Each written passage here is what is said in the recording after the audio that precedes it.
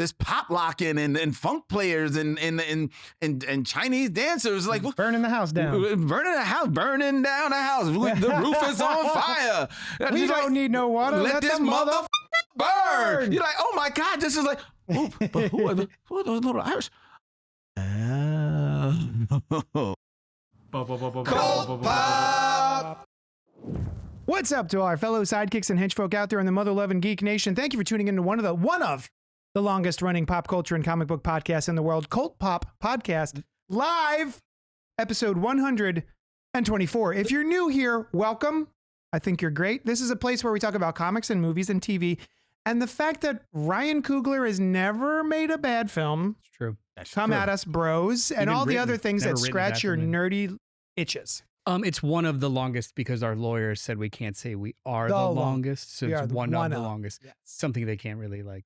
We're hedging our bets. We don't want to get sued. Tonight, we're broadcasting to you live from YunkJunk HQ. Thank you. A bomb-ass podcasting production space in Philadelphia, PA. I'm your host, Johnny Destructo. You can call me Jadles from the Hero Complex, located at 4327 Main Street, Philadelphia, PA 19127. Rad-ass comic shop that caters to rad-ass folks just like you. And on this Saturday is going to be the rad-ass free comic book day. We're going to have a couple of signings. We're going to have Ben Harvey, who is a Marvel Comics cover illustrator from 12 to 4. And then we're going to have Jadzia Axelrod, who wrote Hawk Girl miniseries, as well as Galaxy the Prettiest Star. And we're going to have a sale and free comic books and all that other what have yous. Joining us tonight is special guest and co-host of the amazing podcast, the Micheaux Mission. That's M-I-C-H-E-U. No, E-A-U-X. M-I-C-H-E-A-U-X. M-I-S-S-I-O-n. It is not what you said. Yo, what's up? Holla at your boy, this is Glenn, a.k.a. the Veteran. You are stupid and stop it. And no. Yeah, me. Hi. There he is. Last but not least, in the booth is our expert producer, Dylan. Ooh. Hey, Dylan, if anyone's watching or listeing, thank them. And then if they want to know more about YunkJunk HQ, the space Andor services, where can they inquire? You can inquire through my email, dylan@yunkjunk.com. You can find that right at the bottom of your screen, dylan@yunkjunk.com. Down there. You got it, bud. Yeah. Hit me up. Let's start a podcast. It'll be fun. Word. Some bulky gentlemen came into my shop the other day who I believe are starting a podcast with you. Oh, the Muscle Geeks. Yes. Did they already start it? Muscle Geek podcast. Yeah. Muscle Geeks? They did episode 1 on Monday. Right on. Does Dylan, do you provide ideas for podcasts as well, or do they have to come fully fleshed? I can try to provide some. So that's an extra service. Hey, you know what we should do? Yeah. Get me some muscly men. Yeah. Mm-hmm. So and we'll have a podcast about You came up with this. You were trolling gyms. It's a weight section. It's obviously very Terry coded. Yeah. Think about it. Happy birthday, Terry. Happy birthday, Terry. Yeah. But yeah, Terry let me know that these gentlemen would be coming by. And as soon as they walked in, I went, friends of Terry's? What, to like That's it? ease their concerns? Like, talk to this guy who's been working with me. Oh, well, they also needed some decor, I think, for their set. Oh, so they're muscle guys, but they're doing a geeky podcast. Oh, they're nerd muscles. Yeah. Interesting. Yeah. They're horning in on your territory, and they're taking some of your ephemera for their show. I gave them both swirlies. We should cross pollinate from. Yes. We should pistils and stems. What do you have? Cross pollinate. Oh, yes. Yeah. Anyway, hi. Tonight, now that some time has passed, we wanted to take this opportunity to dive deeper into the #1 movie at the box office and current frontrunner for best movie of the year, Sinners. We talked about it last week for just like a couple of minutes, but we didn't want to spoil anything. We thought, let's do the big boy tonight. But before we do that, no. Oh, we're going to talk about some of the stuff we've been up to. Yeah, thanks. No, I meant just the candy. Oh, like, what do I do? So we're going to do a live taste test of this candy. It's called Peelers by Amos. It is from Brussels. It is gummy banana candy. What made me purchase these was, one, it sounds disgusting, but two, it's peelable. Okay, so the gummies themselves, I suspect you peel them as well. I imagine like those little round cheeses. The red cheese. Are you showing it to the showing the? I went to this camera. Okay.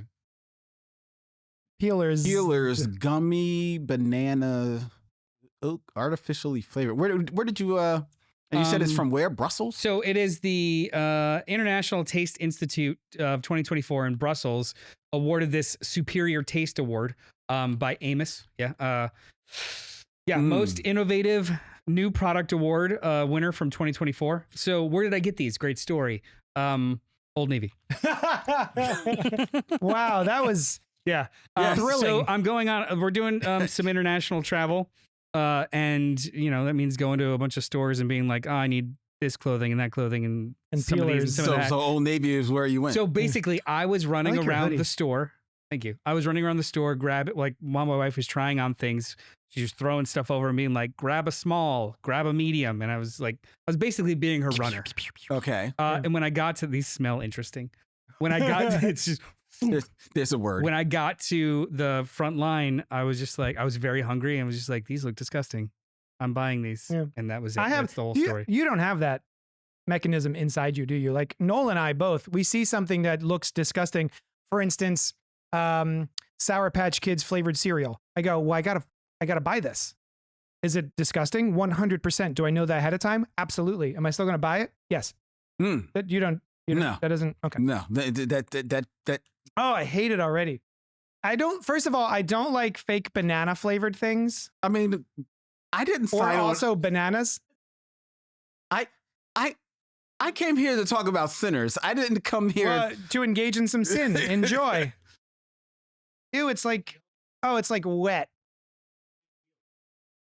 So so it literally is a banana. Well, all right. It's a chewy. Hot take. The inside's not that bad. The outside tastes like shit. Wait, you eat the outside? Are you supposed to eat the outside? Yeah. Are you supposed to eat the peel? I'm assuming the whole thing is edible. Yeah, because there's no thing like it's not like a wrapper. It looks like a bug. It looks like a grub. Like we literally just under a rock, grabbed a couple of grubs. Give me more. Pumbaa? Timon and Pumbaa? Lynn, why you're hesitating? I don't know why you're not interested. Are you sure this is edible? Yeah, dude. Are you sure this is a food? It is made with real fruit juice. Oh my God, it's delicious. That's how you treat my hospitality. Unbelievable. Just First day back on the show. Yeah, give me another one. I'll try it. And I'll tell you, if they were strawberry flavored, maybe. But look, I don't. Did you eat the wrapper? I did both. I don't hate the gimmick. The gimmick's cute. I don't like touching it. Pretty gross. Banana flavored candy is acquired, like maybe one or two, but I'm not gonna sit here and like eat banana flavored things. Like I would skip the runts. See, I don't like bananas. Runts. That's what I was thinking of. Runts. I skipped the banana runts. The inside is not as bad. The outside is super banana. I don't recommend them. Hey, Christopher Goodnight's in the chat saying, damn it, I would have written a Len-specific email if I'd known he was going to be there. You got to start putting out a press release. Also, order a bag of Jolly Ranchers lollipops just for the pink lemonade lollipop. Well, I mean, that sounds wonderful. We could do a complete candy This tastes podcast. like what I envision cum tasting like. Oh, cool. Envisions. I'm going to make a real educated guess based off of previous experience and lots of research. Yeah. Tastes like jizz. Okay. I'm not eating it. Have you guys ever been walking with a woman and they're like, cum tree? That's a cum tree. I've been walking with multiple women at different times, not at the same time. Just like a group of women. Just constant my entourage of ladies. And yeah, and multiple times they've been like, cum tree.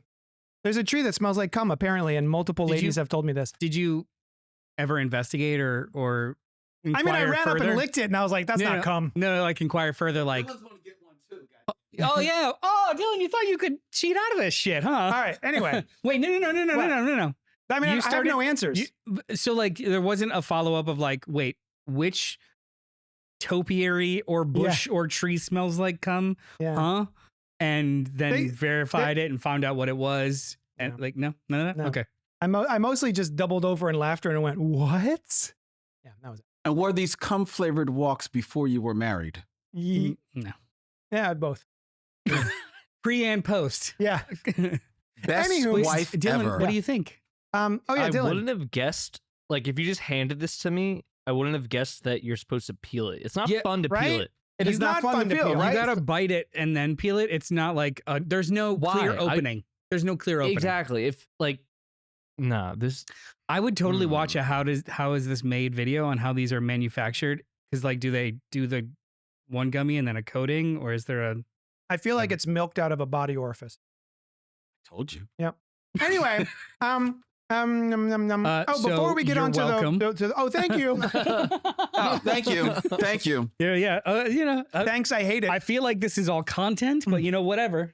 Shit on it. Content. Hey, before we get on to the what have yous and the what nots about sinners, we're going to talk about what we've been up to and maybe some listener emails and comments. A gentle reminder before we dig in. If you're here live, feel free to like, comment, subscribe, hit the bell notification.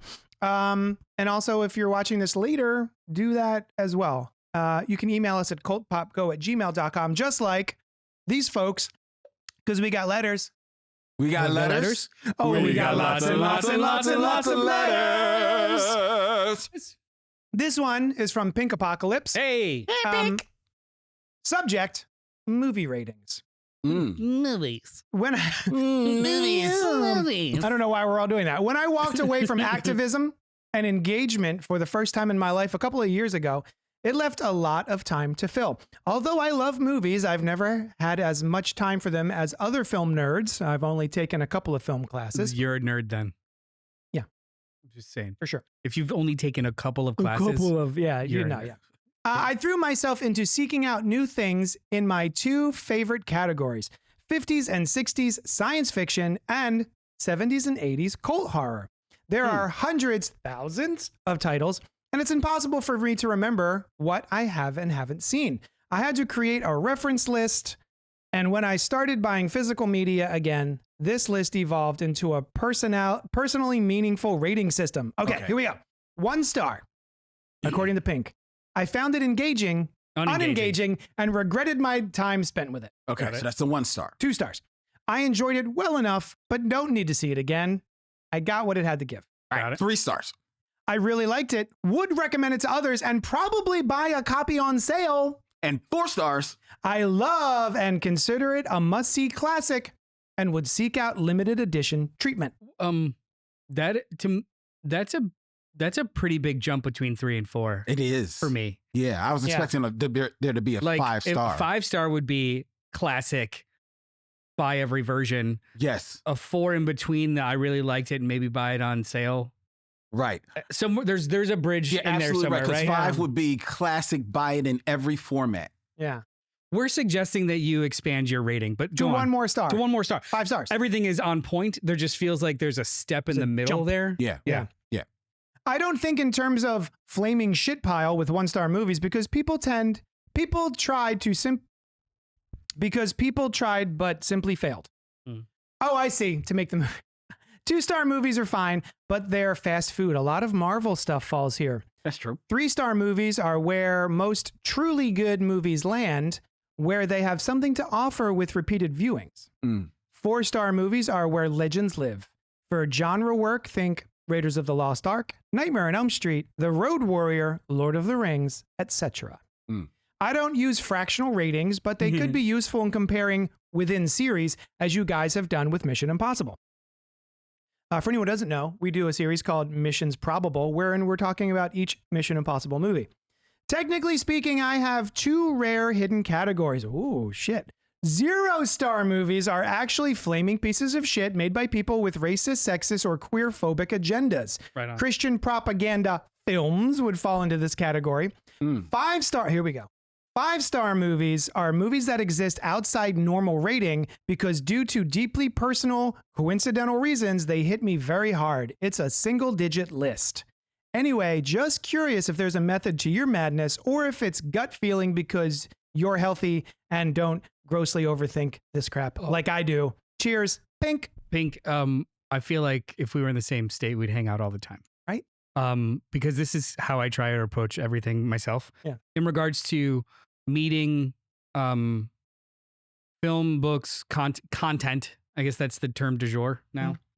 Meeting content where it wants to be as opposed to where you expect it to be. So when you're watching something that is intended to be schlocky or genre, or it's judged off of those parameters, and it almost has its own kind of set of metrics than Schindler's List. Sure. Yeah, for sure. So like Raiders of the Lost, not Raiders, that's a terrible example. Mission Impossible 3. Yeah.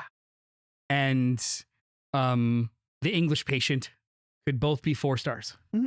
But they are approached with completely different like pieces of my brain. Right. Mm-hmm. Right. And that is the only fair way. And I hate it when people will kind of go after or pick and prod at either publications or critics who are like, well, you gave the Seth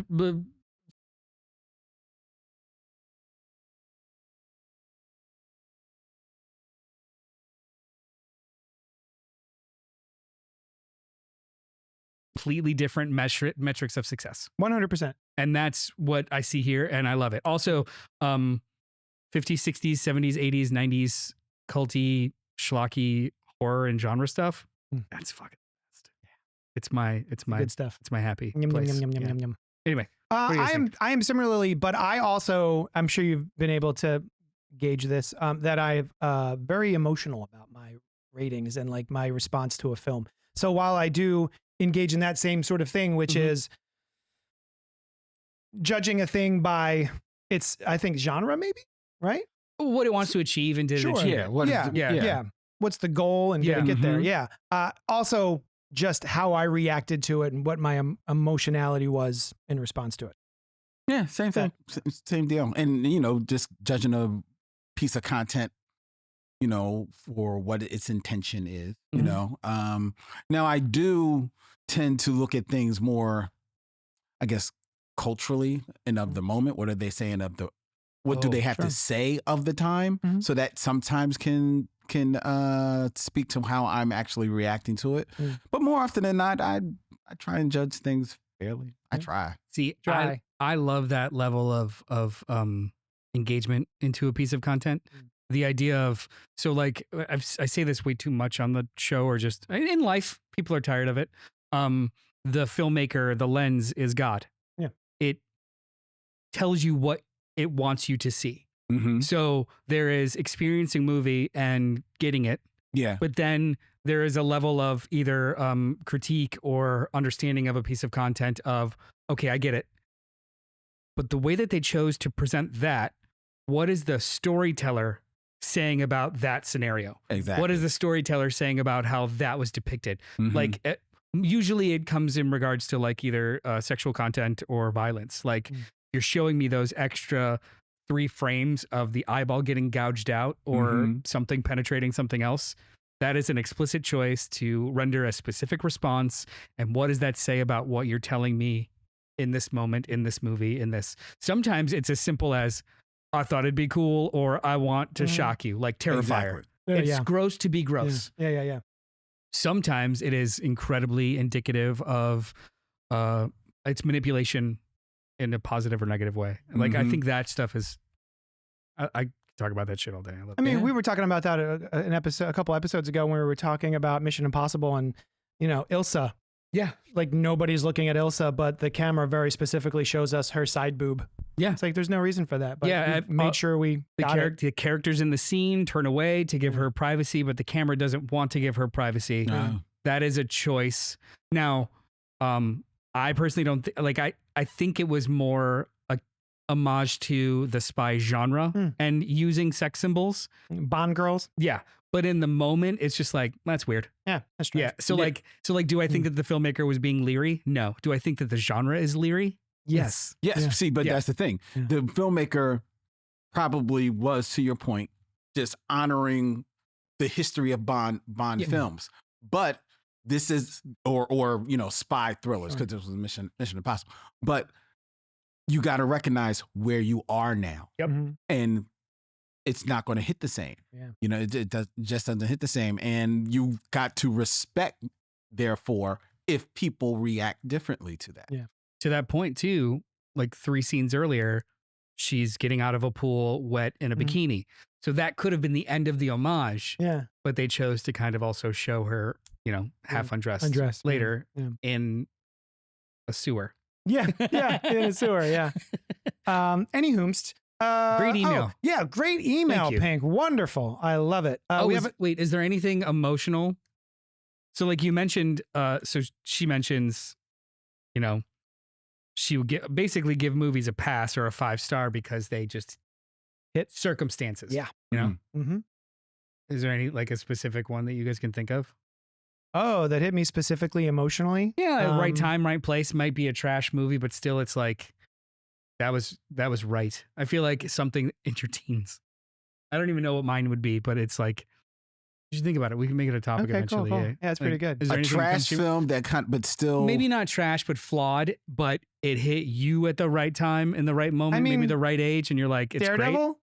Maybe. Oh, and Ben the Affleck? soundtrack, the Ben Affleck soundtrack, and then that period of time in my life when I was married, and every time the Evanescence song would come on the radio, which was a lot, and if we were passing the movie theater, we'd be like, and we would just like turn in to go see Daredevil again in the theater because the song from the soundtrack hit us a certain way.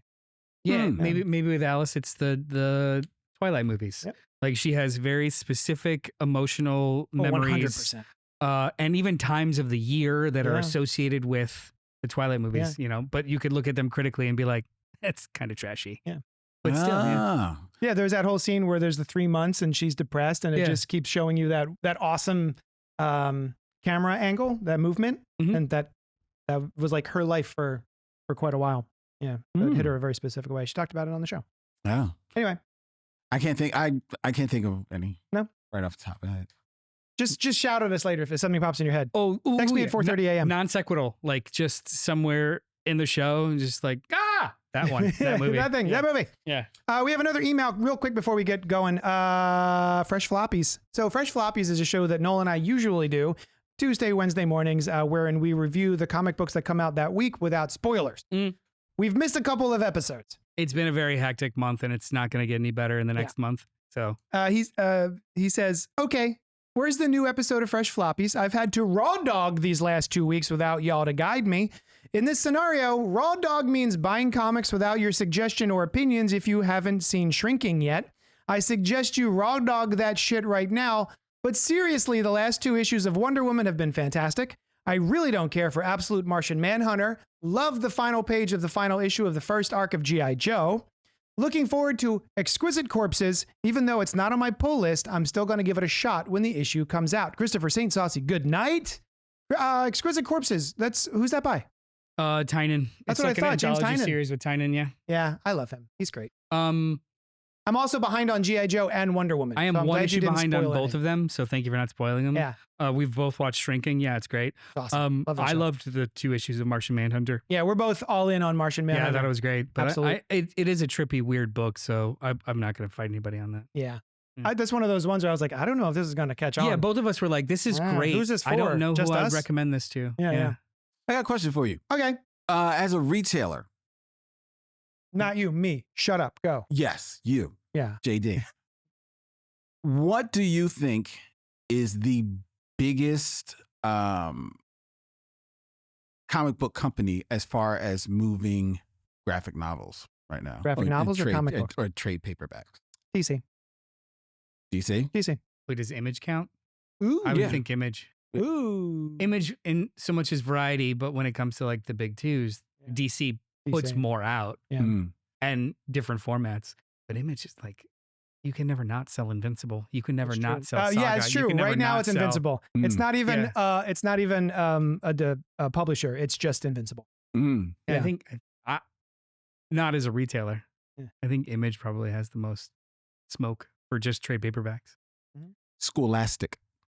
Oh, yeah. Oh, I'm sorry. This was a quiz. I thought you were asking out of my experience. Scholastic. But Oh. the disparity Raina is Telgemeier and all that. incredible. Yeah.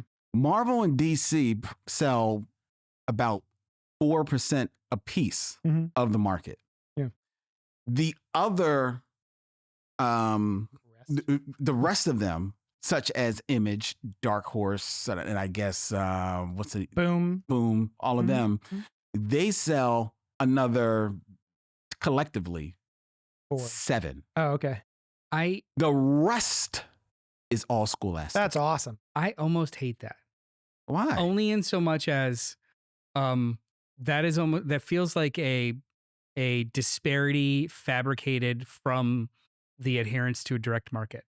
And so like Scholastic is standard. So like they direct sell to global bookstores and schools and stuff. So like it's easier. Whereas there's a lot of product up until recently, at least like the last 5 years, there's a lot of product that only can be in direct market. So if you compare apples to oranges in regards to like the readership and availability of Dogman to volume 3 of Amazing Spider-Man, it's just, it's fucking crazy.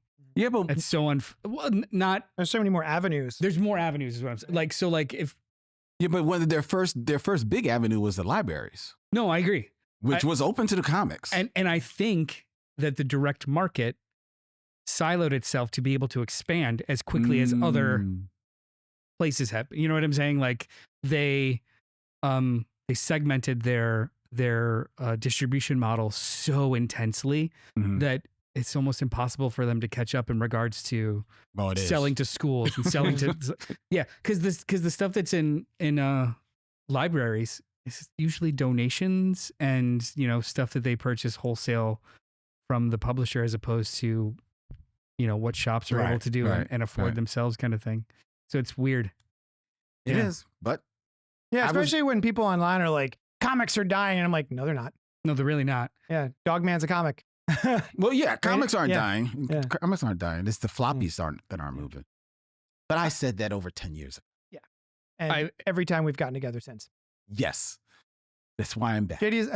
Len's like, hey, you know how you make a living? Stupid. Stop it. Well, you've diversified your shop, though. That's true. There are places that refuse to diversify their shop and or understand other ways. Jacks. Yeah. Understand other ways and other places to reach out and like create more of a community. And then they just got mad about it and blamed people of color and queer people for it. To be fair, it's woke's fault. Yes. As opposed to, hey, maybe I should learn about other schools in the area and or how I can partner with libraries and or create avenues or spaces with which people can find out. You know how many people don't even know that weekly comics are available? I had someone in my shop yesterday. Oh, you still make these? Or that was today. It was today or yesterday. Time means nothing to me. But yeah, someone was in here and he was like, oh man, there's a lot of comics in here. I didn't even realize all these things existed. And I'm like, yeah, see those 5 shelves? That's just today's. It was today. That's just today's releases. And he's like, oh, wow. Yeah. What's this? And he like got excited and started picking stuff up. It's like they went out of their way to be exclusive. And then now they're bitching because people don't know about them. Yeah. It's really stupid. Anyway. Yeah. Cool. Hey, go buy comics. Let's do the portion of the show called What's Poppin', wherein I asked my other friends what was poppin' for them this week. Hey, Len. Yo, what? What was poppin' for you this week? Oh, I've been checking out Lazarus. What's that? On Max. Have you checked that out? I've never heard of it. Really? I had to look it up. When you texted it was Lazarus, I'm like, is it the comic book? Oh, it's an anime. There's something called the Lazarus Project, which is a live action TV show. And like, That's I wasn't not, sure. No. Lazarus is an anime that is on Max. It's by Shinichirō Watanabe, I believe. I might be mispronouncing the name, but he's the director of Cowboy Bebop. And like this is like what? Watanabe. Oh, yes. Yes, I saw. Was this on Netflix? No, it's on Max. Max, I saw this somewhere, and I was like, "What is this?" Yo, it is so. It looks exactly like Cowboy Bebop. Like this. It's kind of like the same aesthetic. It's cool as hell. The music's by Kamasi Washington. I was gonna ask about the music. Yeah. What genre of music is it? It's kind of got like like a little bit of like the whole deal, like neo hip hop, bluesy, jazz type of. Every one of this guy's shows has like a music theme. So like Cowboy Bebop was blues and funk. It's kind of still Samurai in that a little bit to me at least. Hip-hop.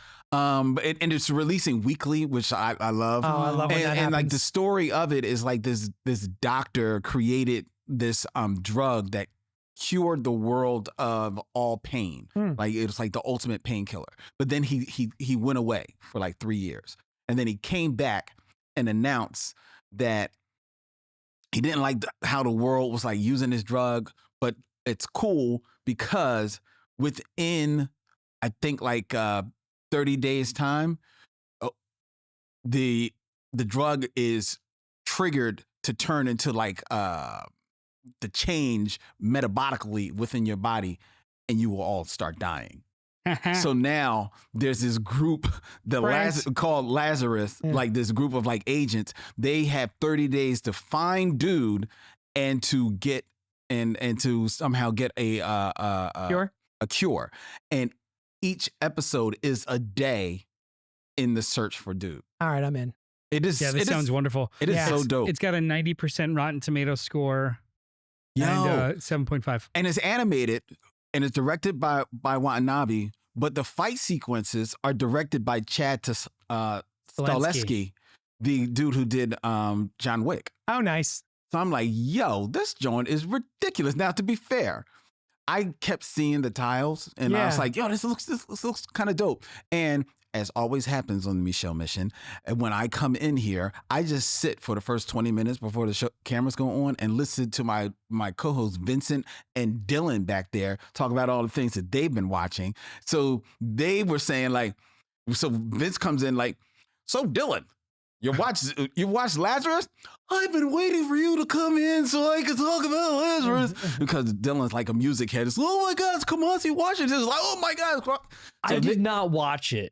I didn't even watch it. You were putting words in my mouth. And I mean, I feel like they sound like you. I can't tell which one of you is talking. He's on. Like which one? I feel like he's on camera, so he's more he's correct. right. Yeah, he's correct. God damn it. Yeah. Hey, it's But your no, choice. I didn't know Vince was watching it too. I remember you recommending it to me. Yo, it is so it is dope. It is. Oh, I'm in. It is fly. It sounds See, cool. I saw the poster that the audience can't see right now, but it very much looks like Cowboy Bebop, and I was like, I've been playing. someone's just trying to be Cowboy Bebop. I'm not going to bother with this, but So I don't. Len says, yeah, I don't watch a lot of anime. My anime education ended like 20 years ago. But my nephew's getting into it, and he keeps recommending things to me, and I keep not wanting to because most of the thing he recommends are like 17 years worth of lore to learn and stuff. So I'm just like, I'm good. I love you though. Stay geeky. dude, just stick with the first 300 episodes. Yeah, I know. And like, then it gets good. You can skip episode 1 through 400, and then just like, I'm like, what must be the Full Metal fuck is Alchemist. going on? But this sounds like, because I kind of want, I have been wanting to revisit Cowboy Bebop, and then just kind of like slide it to him because it still holds up animation wise. Yes, it does. And this might be a good gateway. And it definitely is. It's done in the style of Cowboy Bebop, but you can see where some of the more the technology of today is a little bit in there, but not to the point where it looks like it's computer animated. Yeah. So it still looks. There's still a lot of hand drawn aesthetic to it. It is fly as hell, and it's definitely a worthy successor. I'm a grumpy Sounds old fun. man when it comes to my animation, especially for anime. I don't watch a lot of anime, but there's so many shows right now that have that CG cell shaded look. Yeah. And I just, as soon as I see that, I go, You know what? I'm like that the too. Dragon Prince. Sometimes the I like it, Avatar, sometimes folks. I don't. Click. Oh, never mind. Unclick. Right, that's how it works. Unclick. I'm like that too, but the one that worked for me that definitely has that kind of like cell shade, but it's still cool is on Netflix. Blue-Eyed Samurai. Dude, that he was loved it. awesome. Yeah. That gets is- a pass. See? That shit was awesome. Wait, Super Sons also gets a pass.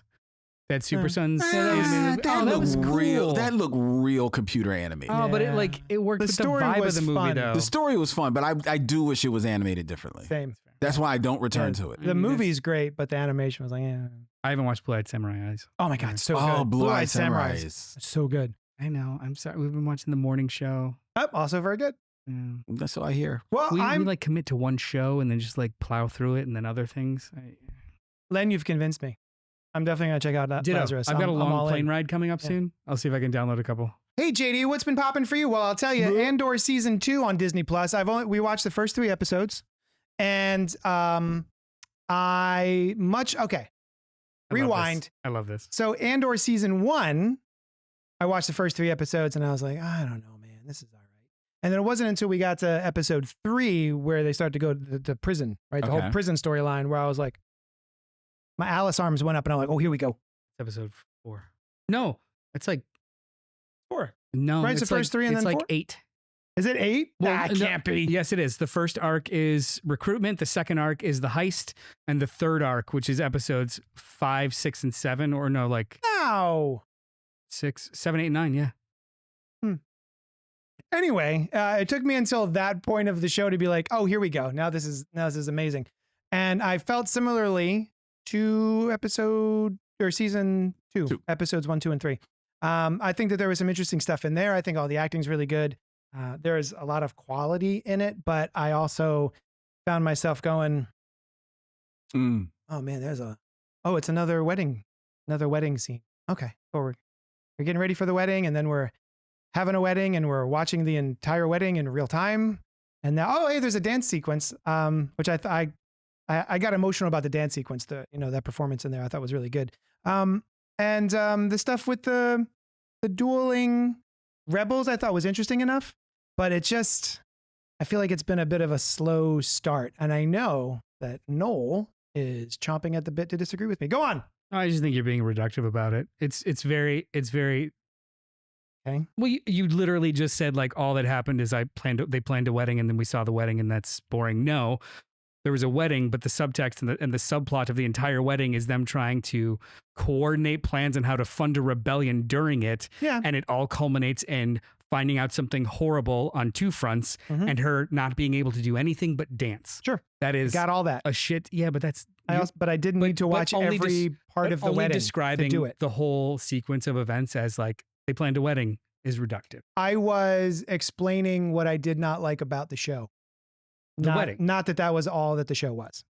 I did not reduce the show. I explained my problems with the show. Sorry, that's what it sounded like. I apologize. Yeah.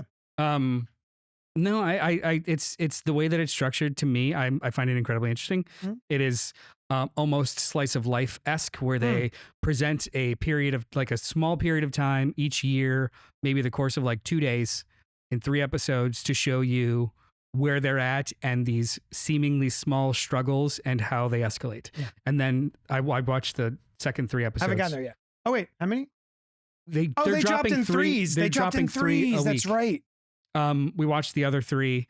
It's a year later, and it is just as kind of, it is just a slice of I can't even really talk about it. It's very interesting. Well, you might find it boring because it is we'll see. It is very kind of like in the weeds and who to trust, and it basically takes the Gorman subplot further a year later. With the spiders, where they are, what the Empire is actually trying to do, and seeds that they are planting, and how Andor gets kind of like roped into it. It also deals a shit ton with trauma, how like him and Bix are actually still coping from her assault and torture. Like it is a very intense and almost melodic show. And it is not concerned so much with pacing in a normal Star Wars way. I think that is the main issue. The stuff that happens, and forgive me, I don't remember the planet, but the fields. Yeah. Like with them on the run and the immigrant status and all that sort of stuff. That I found endlessly stressful and interesting. It was really just the wedding stuff where I'm like, oh, we're just watching this whole thing unfold very slowly. But the elements of like her with her daughter before her daughter goes out. See, love that was that. absolutely Love that. And also too, the way that you finished your thing with saying, I felt very emotional about the dance sequence. Yeah. I would argue that you felt very emotional about it because you watched all of those like slow, methodical instances and pieces of time that got you there. Reserved behavior. Where she literally had to explode, and as a viewer, you sitting through all of this mundanity, exploded. Like part of the point.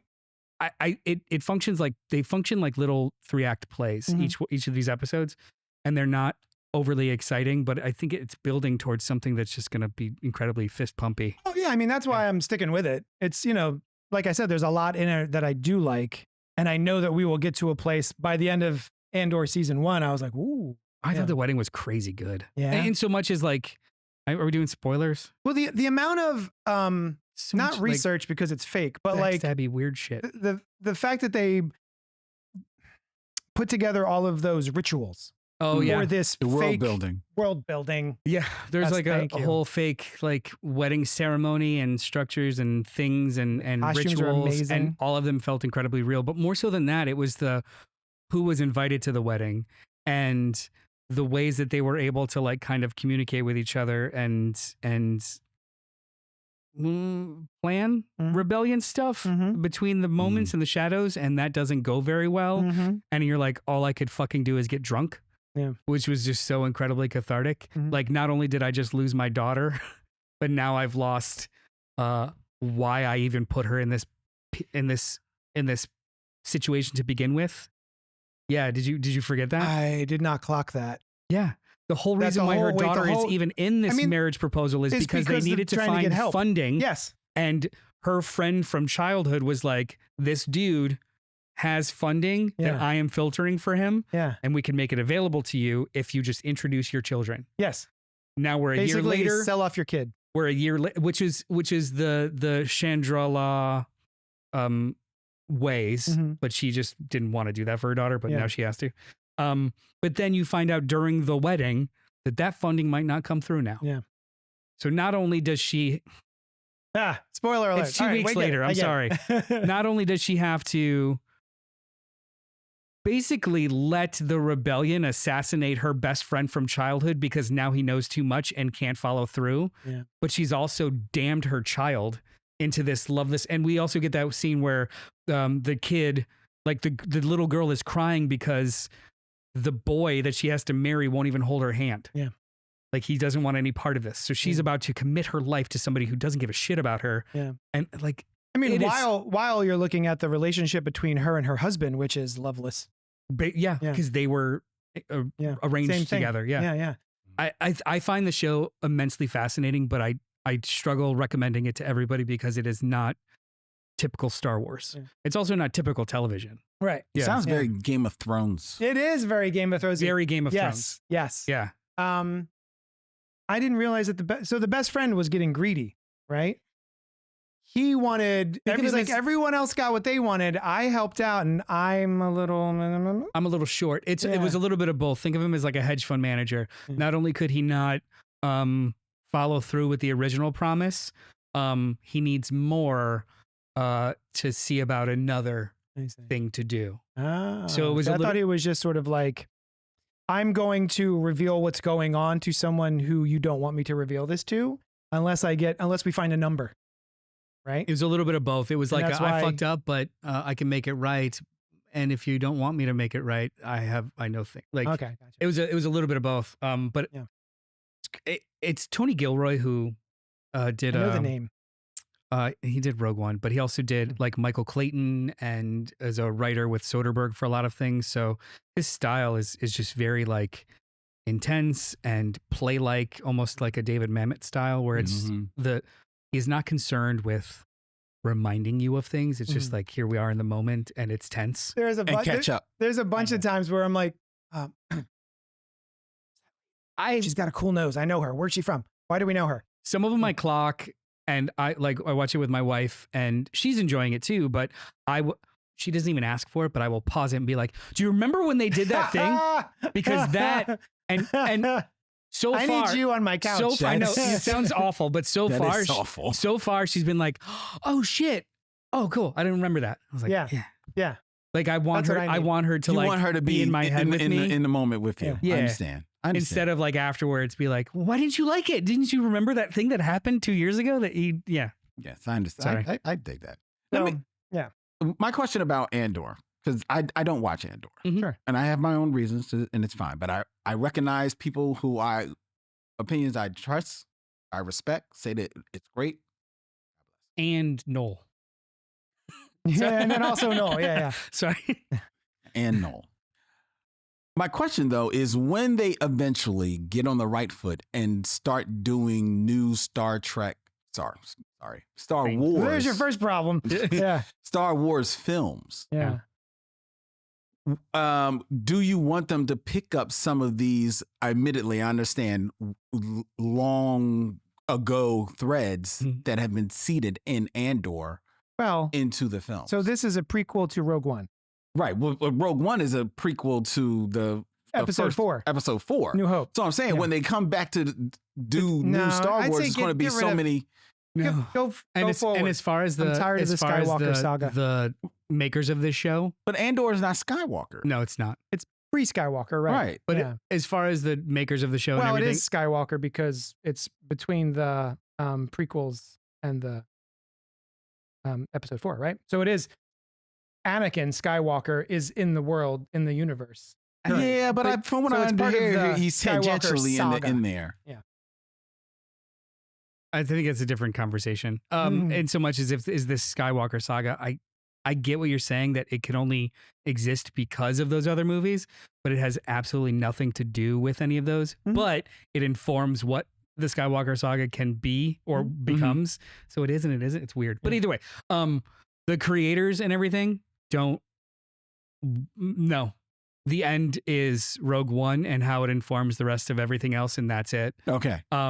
It was actually originally pitched as a 5-season show, and they were all like, no, it's going to be 2 seasons, and the second season is going to take place over the course of 4 years. Okay. So, like, they even all wanted of it- these little side trips and side plots and B plots and B stories and all that stuff, all of that culminates basically into what you saw in Rogue One. Yes. Yes. So this Gotcha. is, so if you are anybody, whether it's you or anybody else, is I don't want to invest in something that's going to keep going or isn't going anywhere, that it is going to be a closed Contained. system, a contained Cool. 2 seasons in movie. And it's basically just showing the creation of the rebellion. You know, that's actually kind of interesting. Still not going to go to it, but it's interesting because years ago on HBO, there was a show called Rome, which was basically like the story of the Roman Empire right after Julius Caesar. That's what it was meant to be. Okay. And the creator of it, Bruno Heller, he had a 5-year plan as well. But, you know, for the funding got effed up and expensive, everything I like heard. that. 1 or 2. So it was only 2 It was seasons. 2, right? The only 2 seasons, and the second season they had to like basically like in the middle of the season make like 5-year jumps and 4-year jumps just to get to at least approximate where he wanted to get to, right? And it sounds like, and you know, he always regretted that. But you know, it's what happened. Gotta finish your thing. It sounds like what this is almost like Rome, but intentionally. Yeah. Mhm. And it's that makes it a little attractive. Mhm. for So me. if you want to compare it to like the last season of Game of Thrones, when they had to start speeding stuff up. So like previous seasons, it was like you felt the 3 months of them traveling to another land. Mhm. In the last season, it was just like, oh, I made it. I'm Jump here cut. now. Yeah, jump Ah. cut. Yeah. Just like She-Hulk across the panel. Every 3 episodes, there's a single kind of like plot thread that opens and closes, and then the next chapter starts with just like the date, BBY3, BBY2, to let you know a year later, and then in dialogue they'll be like, you did that thing, like there's no catch up, there's no anything. It's just like this is where we are now, and anything you need is context. Is there a Starbucks coffee on like a desk in in every one of the new No, chapters? they're way more intentional. Okay. What was that from? They did. Oh, Game of Thrones. Game of They Thrones. did announce that the next Star Wars movie. I know. Yeah, the Starfighter. Starfighter. Yeah, that's the one with Ryan Gosling. It's right? 5 years after Rise of Skywalker, and it has Good. nothing to do with Great. the Skywalkers or probably even Wonderful. Jedi, as far as I know. Yeah. Cool. Hey, Noel, what was popping for you this week? I'll go real quick. I want to talk about Megan from My God, it's been an hour. 2022. Oh wow. Sequel's coming out. Because of the sequels coming out, they're re-releasing it in theaters. Oh. As a interactive dual screen experience. Oh. So take out your phones and learn things and watch the movie at the same time. Now, okay. You guys are going to think that I'm a poo-poo this. Megan. I'm not. I abhor cell phone use during a movie. Sure. I think you should be taken out back and sent home. Old Yellard. Yeah. I wasn't going to go violent, but I think you should be kicked out. Yeah. Like I think it is a space for immersion and for just like watching the light box being lost. However, if you're going to do it, make it incredibly clear that that is the point of the presentation. Yeah. So they are advertising this as a use your phones, sing along, have fun. Great. Have at it. Okay.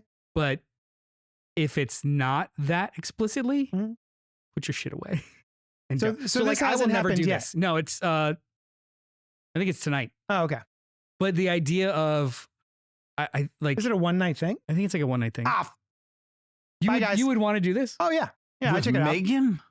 Why not? I like Mithrigan. Yeah, but like It was cute enough. imagine it just being like a meme factory of people using their phones and screaming I'd be and hollering curious and for stuff. the experience to see what it is. So like Rocky, like every time I say like don't use your phone in the theater, people are like, yeah, but like if you've never been to Rocky Horror, if you've never been like that It's is a different. an explicitly different experience where you are invited to do those things. Mhm. Not I'm watching Drop Yeah. and some cats making jokes behind me that have nothing to do with the movie. Yes. Like- and in Rocky, it's still immersive. Yes, because the whole point of it is being with the movie. Yeah. Minecraft is going to do like an interactive meme screening where people are invited to like, throw popcorn, and shit, whatever bring they're doing. chickens or whatever. Yeah. Great. Sing-alongs for Wicked. Sure. Like they had Great. sing-along screenings where you're Yeah. invited to sing along. Awesome. Label it. Yeah. Label it as such. And then if it's not labeled, you're not the main character. Yeah. That's it. No, I agree. That's all I'm saying. Yeah. I think this is kind of cool. I would never want to do it, I would but I do think it. this is kind of I would cool. do it. I'm trying to sounds think. cool. Like I saw Megan. I'm trying to think of what is that cool about it. That It was like I personally think the movie's a little mid. It's just like fun, Yeah. but It's not good. not good. Yeah. And also not so like iconic other than like the 3 seconds that she Dances, does a dance The dancing, yeah. that it requires like was an memed. interactive experience. Hmm. Like if I'm using the other screen, like my phone on Instagram to find out what they're going to like do, what is it going to give me like behind the scenes clips or like what the song is from? Like there's, I struggle to figure out what like the interactive nature of the movie Yeah, is. me too. Yeah.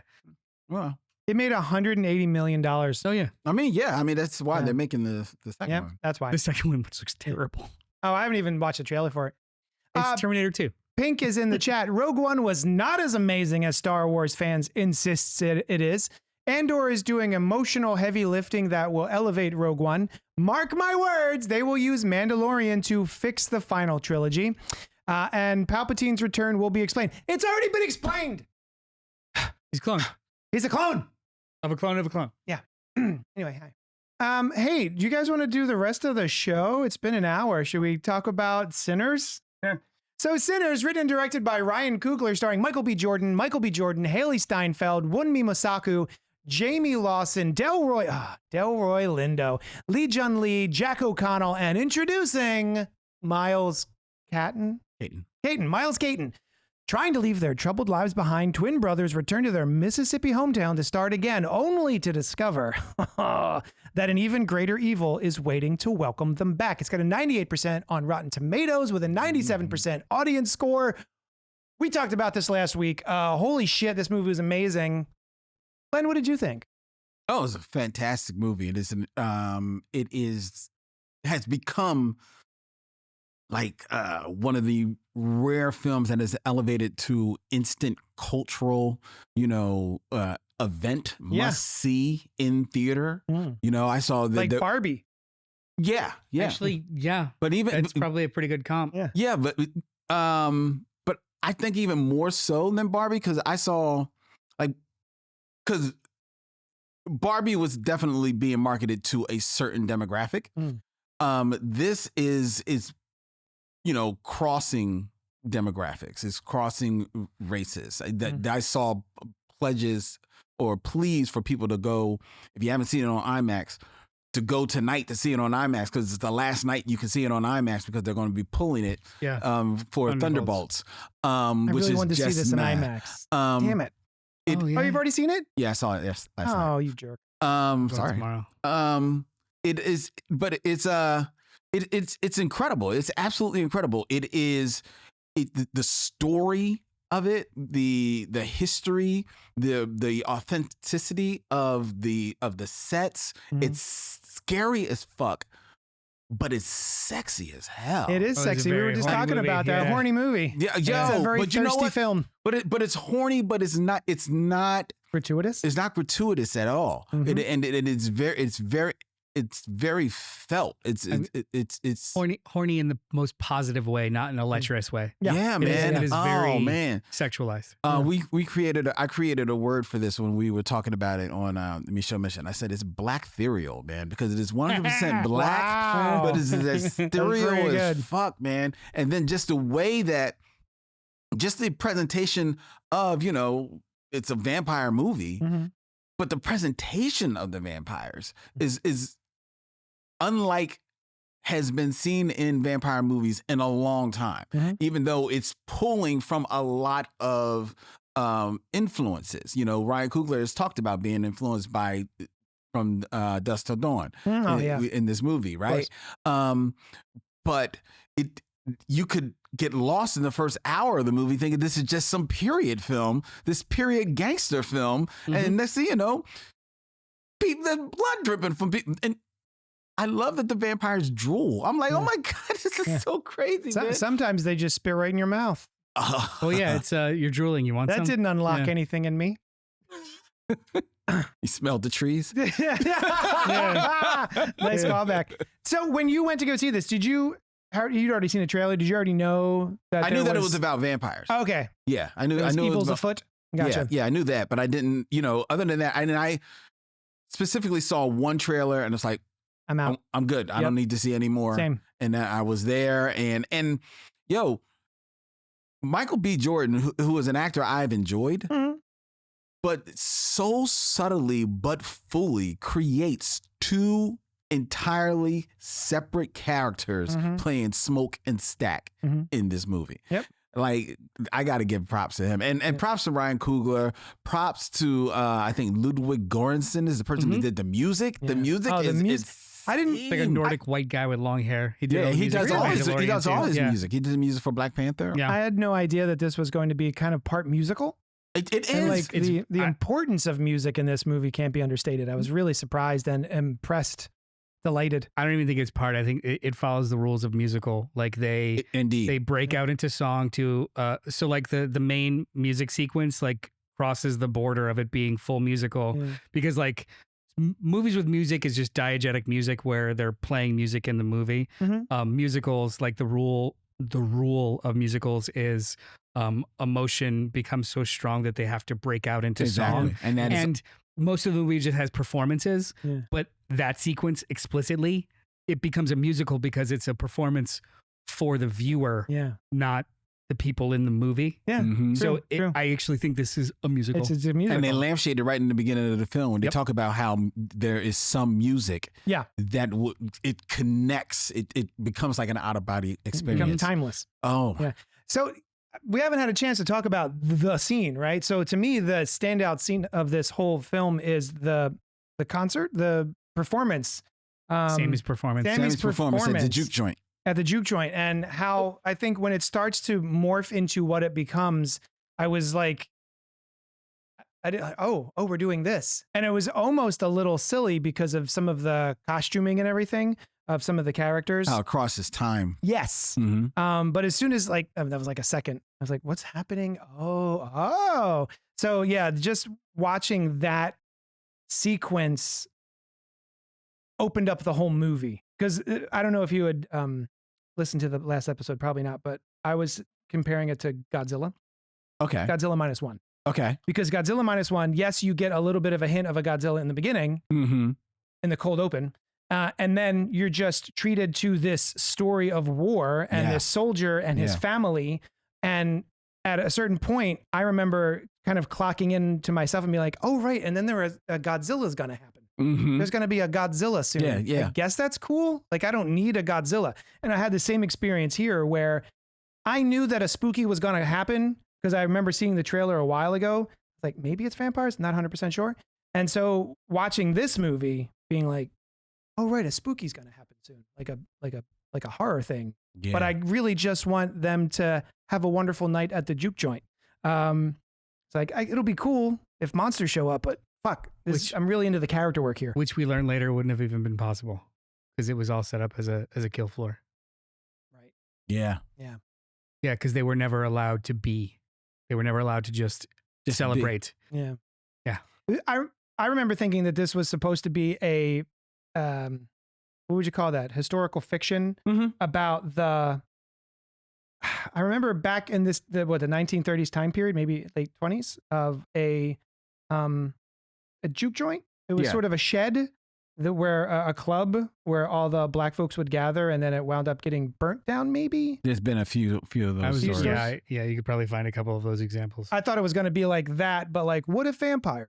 Oh, what if that is what happened in that time? You know, Even if that was the case, the idea of making them vampires who basically feed off of cultures does also still work. Yeah. And the beauty, how cool of it is that the vampire is Irish.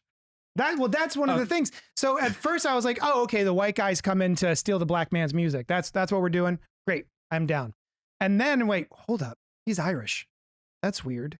And then making the connection of, oh, well, he comes from a group of people who also came to America and were oppressed. Yeah, the Irish and blacks would live together, which is why which was what made the other musical moment when the vampires are the river dance, and the black people are getting into it as well, because that's what they did. That's what they did in their communities. You know, it was that blending of those cultures, right?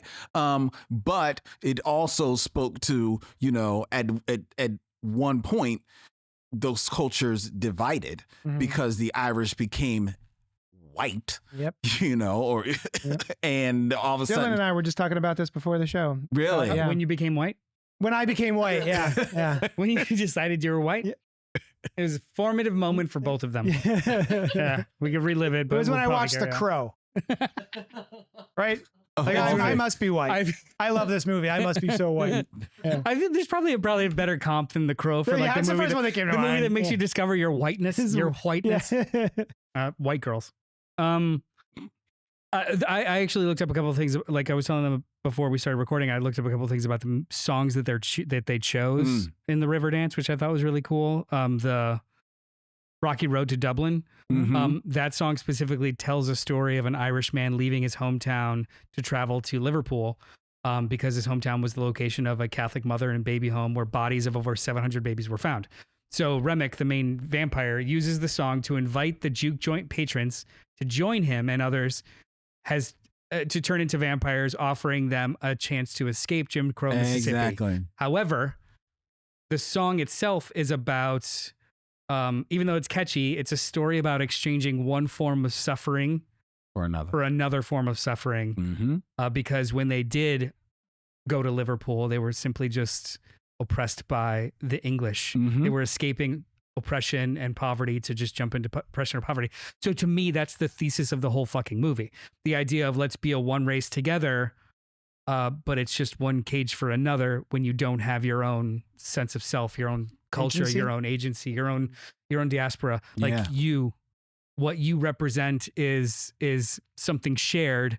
And as wonderful as the idea of like, I don't see color or whatever sounds, it also reduces you to colorlessness, gray. Yeah. Right. Which I think is just more than a movie could offer me. Like that's just fucking phenomenal. Yeah. Right. And then here's the thing. All of that is there. Yeah. But if you don't clock that, it doesn't matter. It's still just a good ass vampire movie. Yeah. You know, with plenty of, like, if you're like, yeah, but I want the horror. Oh, okay. It's still there. I saw somebody say it was making it. They said it wasn't a horror movie, but it was a very horrific movie because even the first hour is treacherous in its own ways. Oh yeah. And then the second hour is treacherous in its own ways that are more horror based, but still like that doesn't seem to be like the point. With most modern horror movies, the point is to get to the supernatural. This was just we're sitting over here and now we're sitting over here, but neither spaces are safe for me, right? And that's the horror. There's always tension. The horror is not because of the vampires. The horror is the era, where we situation, where we are, and we are technically not safe anywhere. No matter how much money you have, no matter how much influence you have, notoriety, resources, you are still in danger. Yes. And that was palpable. And all of that is set up by the opening scene, which is Sammy coming back to the church. You know, we don't know what he has just gone through, but his clothes are torn up and he only has basically like a piece of his guitar left. And then it cuts to basically, you know, the day before. One day before him. One day before. So as some might say a little bit idyllic, some of those sunshiny scenes are, you're just waiting. Okay, what's going to be the turn? Mm-hmm. What's going to be the turn? Oh, they're never going to make it to the joke joint. Well, they made it to the joke joint. Yeah. He's never going to play. Well, he's playing it. Yeah. They seem to be this grand scene where, you know, all of a sudden there's pop locking and funk players and Chinese dancers like burning the house down. Burning down the house. The roof is on fire. We don't need no water. Let this motherfucker burn. You're like, oh my God, this is like, but who are those little Irish? Oh. I would consider it a horror movie. Oh, no. 100%. It wasn't my opinion. It's just, yeah. it was really fascinating Yeah. kind of like subtle distinction on how we approach and or treat genre. Yeah. Like it has horror elements. Does that make it a horror? Is it just more of like a horrific atmosphere that may cross supernatural or not? Like it's irrelevant. Yeah. But it is the same desired experience. effect. Yeah. Right? Yeah. Danny Bowder says Delroy Lindo always rises to the occasion. It's a true story. I'm always delighted to see him. And Gerald Boney says genre fluid is what Coogler has called it. I believe that. Nice. I like believe that. That's how he treated. That's fun. That's how he treated the superhero genre too. Yep. That's how he treated Creed. Yep. That's how, Ryan Coogler is the biggest film nerd, and I love it. I absolutely love it. Speaking of though, that sequence. Yeah. No, I was going to yes, and you. He is the biggest film nerd who is still showing that he can do original stuff. Yep. As opposed to the other biggest film nerd, which is Quentin Tarantino, who I do enjoy, but he basically just blenders. Exactly. He blenders it. He just blenders. That's all. I thought you were going to say Christopher Nolan. Like I think, you know what? I think Coogler is like the perfect kind of mix of these, because like when I think of Christopher Nolan, I think of original storytelling, but then also just like an immersion in technology and how to leverage it to tell your story.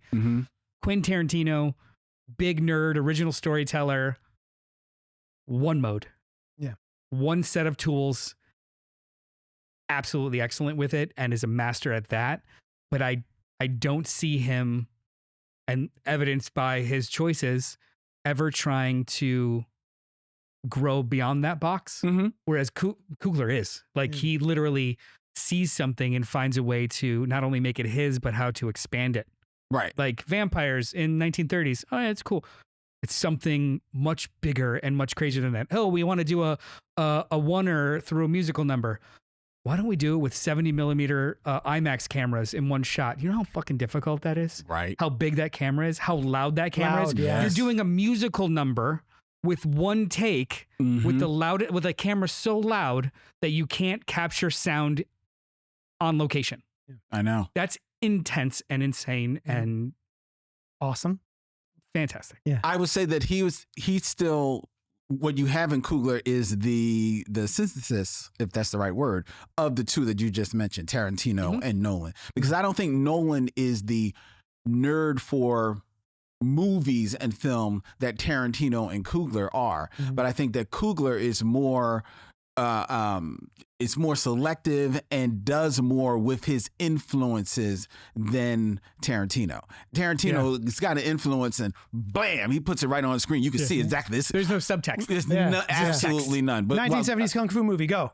Right. I'm gonna yes and you about Christopher Nolan.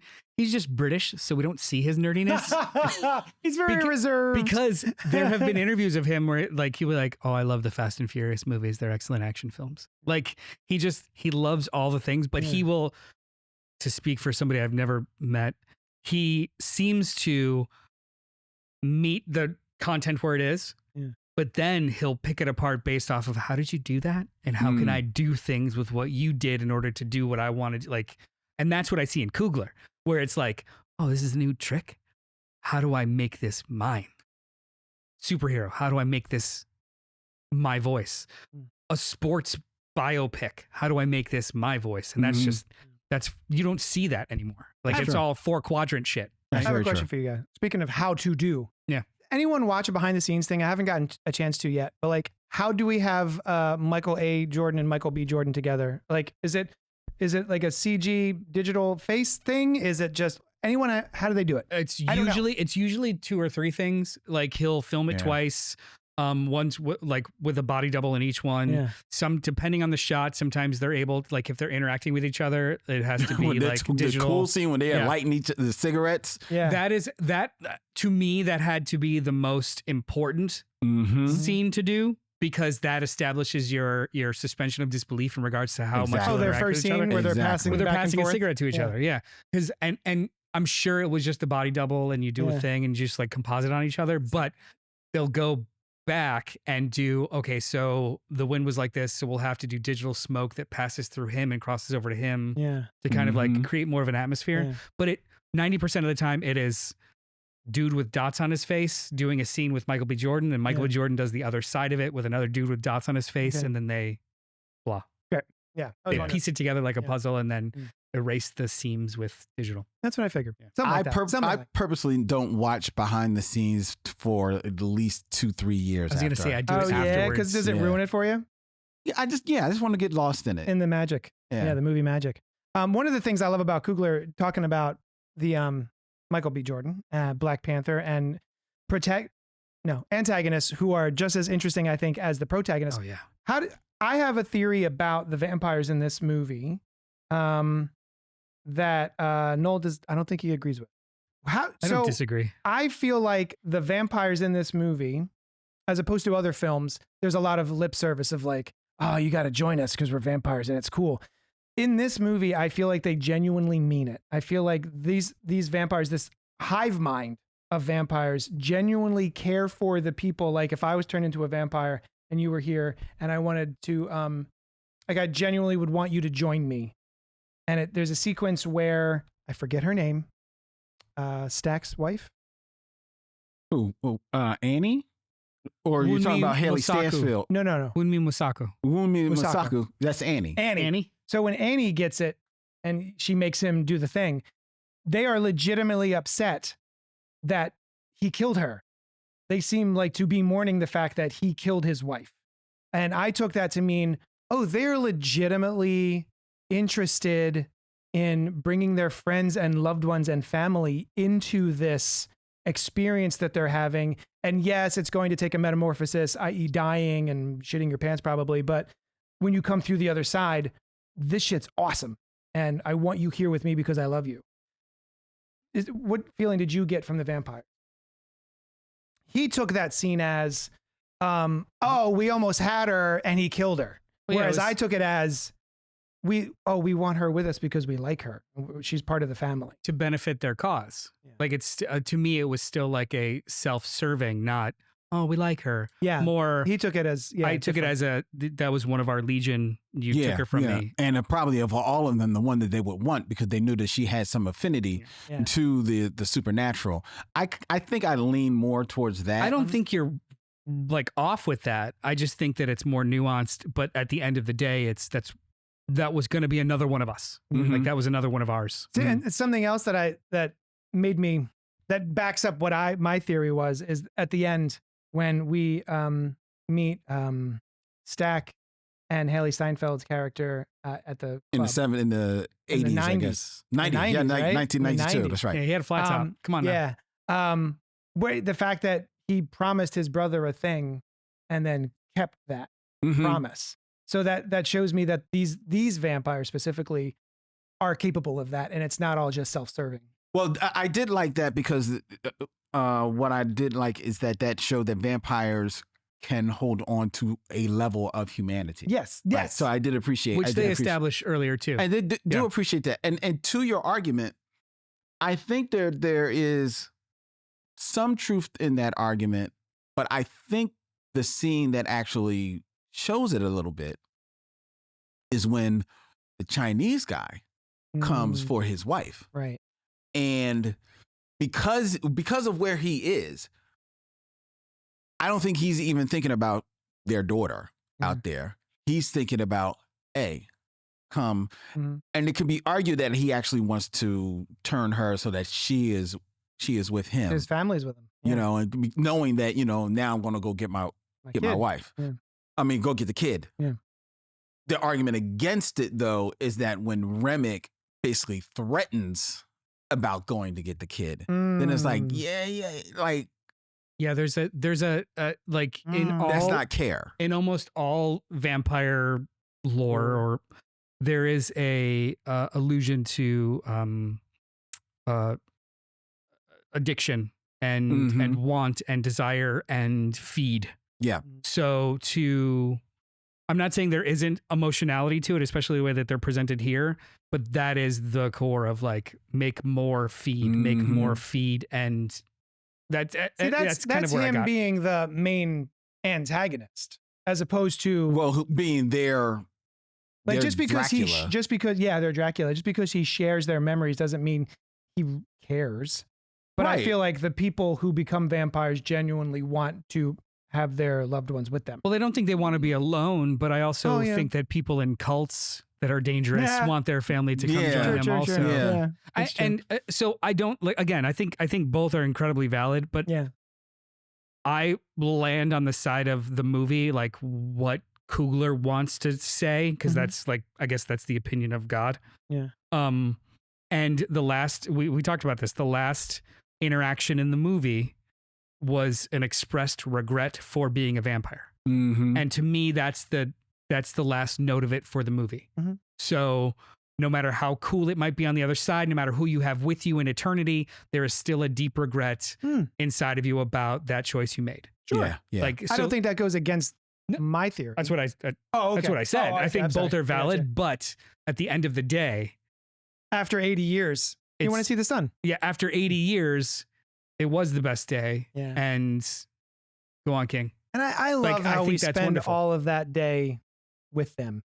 And you can see that it was the best day. You know what I mean? Well, up to that point. But yeah, up to that point. Yeah. Up to a point. Yeah. Yeah. There's something very self-serving coded about all vampires, no matter how cool or earnest they seem. Even in movies where the vampire is the main character, it is a giant struggle to fight their urges. And this didn't even have that. It was just a desire to assimilate. You must assimilate to us. Yeah. So I never for a moment thought that Rennick and his legion were being mostly earnest. Yeah. Like they were just trying to win. No, yeah, it was just something that struck me as like, this feels like a different kind of vampire. Maybe that. Story. So, Smoke. Nuanced. Smoke is the one that gets turned, right? Yes. And Stack. What's Smoke's actual name? Stack is Elijah, right? Stack gets turned. Stack gets turned? Don't bring that Smoke. God damn it. That was such a good fucking scene. Yeah. Because he got to make his choice. And that was fucking awesome. Yeah. Also, I completely forgot about the clan. Until it showed. I'm like, what's he doing? Like, what's he doing? He's dragging that box, and I'm like, who's in that box? Two things I clocked was like, we did not see his brother get killed, so he's not dead. He's not dead. Exactly. The movie doesn't show you he's not dead, so he's either going to come back or something happened, and we'll reveal later. But then also, this movie's not ending. Yeah, what's going on? Right. And then he starts to unpack the box. I'm like, oh fucking clan! Like already we've been through such an emotional turmoil and catharsis, and you're like, oh, this movie's gonna let me eat again. Yeah. I have this cake and I can eat it. Yeah, like, oh, there's ice cream too. Yeah. Oh, and sprinkles. Oh my! It was like the most emotionally cathartic piece of movie, and then to crescendo on him having a moment with his fucking son. Oh my God. I was a fucking puddle. I was a mess. It was literally like horror catharsis, I don't know, social justice catharsis, and then just emotional, like all of it just in 5 minutes. And it made the 2 hours before just even that much more magical. Like this movie is I love how it seemed a like, miracle. you know, he starts to say something. He's already been shot. He's there. He's dying. And I forget what he asks him. But he's already having this exchange with his beautiful wife and child. And he just like, Tommy gums him. He's like, listen, I'm doing this over here. Will you just die? My wife's here. Shut up. It's very genre, but also very, very, very earnest. And I can anyone tell me why the clan showed up in the morning? Oh yeah. It felt weird. It was like, did you expect everyone to like sleep here? Sleep overnight? They didn't show up in robes. And the intention was to go all night, right? Yeah. Didn't they say the that? juke joint is like an all night thing. Is it always let out in the morning? It seemed like they would be there the night before, like at the nighttime. Not just no, you kind of like if you want to get you everybody. go home in the morning. Yeah. Okay. All right. You go home in the morning. I've never juked. I also read somewhere, and I don't know how bullshit this is. Remember, they show up, but it's not that long after sunrise. Yeah. So, which is around the time when you'd be like, all right, I gotta go. Yeah. Yeah, like the whole point is to close down the place, right? Right. Yeah. Oh yeah, that's true. I did read somewhere, and I don't know how much. I have to look into it more. That the twins were almost like manifestations of the difference between blues and gospel, and how they've kind of bifurcated from each other. Gospel. Yes, Yeah, gospel. Yeah. So like both having like origins and roots and storytelling, and kind of from the same place. However, they've ended up having different functions in cultural societies, and also like Sammy's whole dilemma to having to choose one or the other. Yeah. He literally has to choose one or the other. Yeah. Shout out to Miles Caton, who plays Sammy. Dude, I have no idea who that kid is. He's just a musician. He's just a musician, man. Awesome. Fantastic, man. And Saul Williams, who plays his father. Oh my God. Really good. Dylan was saying, was that Dylan who was saying that was your favorite part of the movie where they're when he first plays driving in the car, and he plays the guitar for the first time? Yeah. Oh, yeah. And Michael B. Stack Jordan's just like goes, genuine. Yeah, because he's like, excitement what of like, the oh, hell? Which Yeah.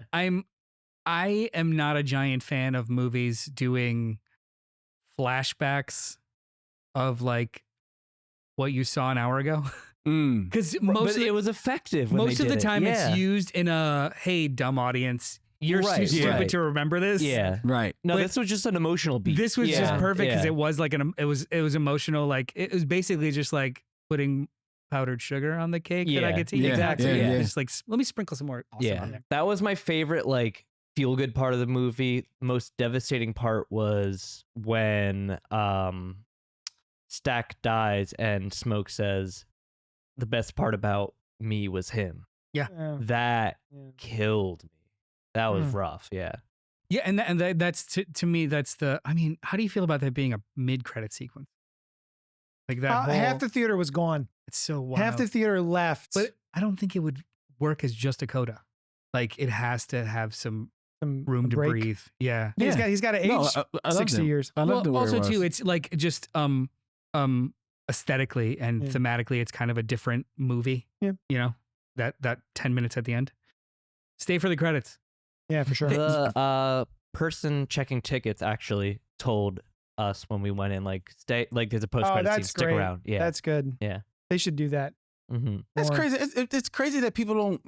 I don't know. I guess if it's not Marvel, you don't, or a blatant like superhero film, you don't think to stay. Especially since during it's not like it's just credits and then a scene.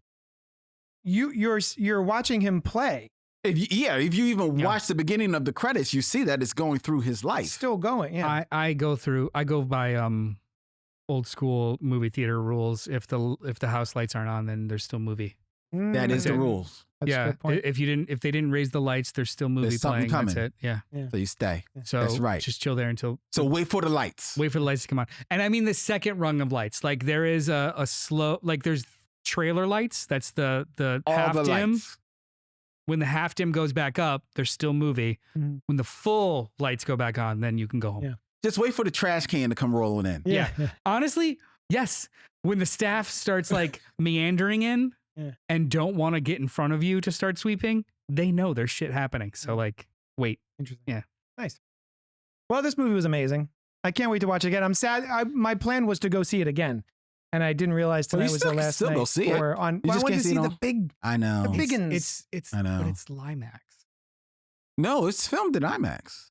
But they don't have a 70 millimeter print at Russia? Well, that's true. That's true. I think because a friend of mine was saying that in LA, he is expressly telling people exactly what theaters he wants them to go to that have it in IMAX in 70 millimeter. Yeah, it's so wait, the only IMAX projector or screen rather in Pennsylvania doesn't actually have a 70 millimeter print of it. Yeah, and to be fair, it's not the only IMAX, but there's not one that has one. It is the only 70 millimeter projector IMAX in King of Prussia. It's in King of Prussia. Now, didn't you say that Bryn Mawr has one too? Bryn Mawr has a 70 millimeter projector now, but I thought that they don't have the screen. I thought that they don't have the screen. They don't have the screen. They have the IMAX projector, so you could see it in the full 190 aspect ratio. It's just not on a 6-story screen or whatever the hell it is. I thought that. So there are other IMAX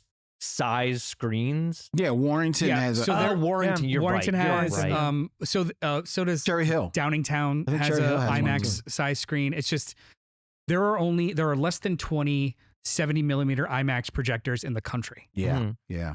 King of Prussia, New York, Times Square, and then Texas and California and one Middle America kind of stuff. So usually when there's a 70 millimeter, a big 70 millimeter movie coming, it's always at King of Prussia because honestly, that is the only place in the tri-state area that anyone's able to go to within a 2-hour radius to get there. Yeah. So when Oppenheimer was playing, it was literally sold out for 2 or 3 weeks, every single screening. They were adding overnight screenings for Oppenheimer.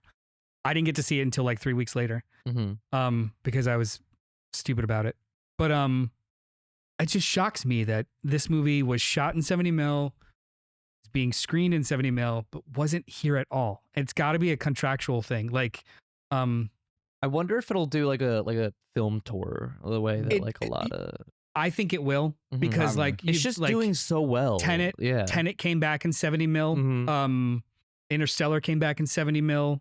They did after video release on Oppenheimer, they did a bunch of 70 millimeter screenings. Yeah, I think they'll probably come back out in around Halloween or something like that. Studios have to book IMAX screens for presentation a year out. Yeah. So they can't step on another studio's renting of the screens to keep it going because it's doing well. Right. They have to wait till there's availability, which is going to be after the summer. And what's the one? Did you say it's Thunderbolts is the Thunderbolts, which begs the question for the two of you, because me and Vincent were talking about this.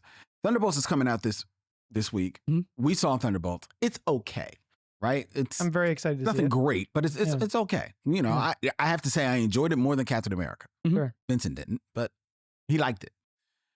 My question though is, I believe that there is an opportunity that Sinners, because the word of mouth of this is so strong, that this might actually still beat Thunderbolts.